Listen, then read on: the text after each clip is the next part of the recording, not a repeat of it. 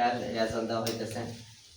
তো নার্সারিতে 1 নাম্বার হয়েছে আব্দুল্লাহ 1 কে এটা মাশাআল্লাহ এ পাইছে গড় নাম্বার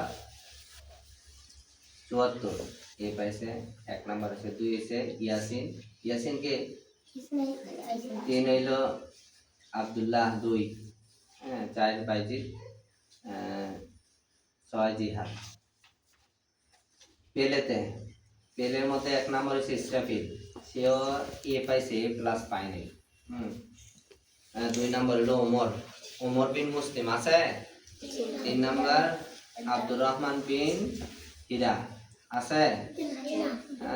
4 আব্দুল্লাহ, 6 সিফাত, 7 আব্দুল্লাহ বিন হোসাইন, 7 সামিউল 7 হয়েছে মাশাআল্লাহ। আরিয়ান 8, ওমর বিন মুমেন হইল 9, 10 হইল জুনাইদ, 11 হইল হাসান।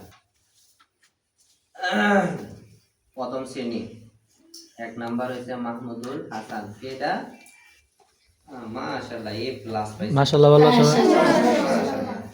সবগুলো নাম্বার 188, 98,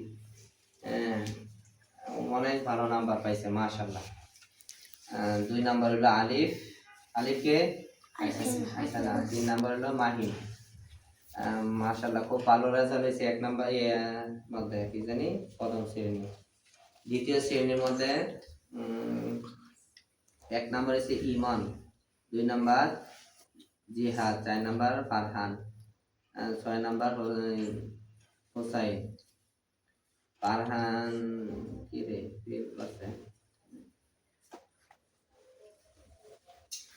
আচ্ছা 1 নাম্বার তৃতীয় শ্রেণী 1 হলো বাইজিদ দ্বারা, 4 হলো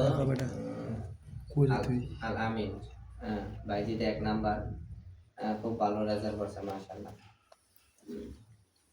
বসো।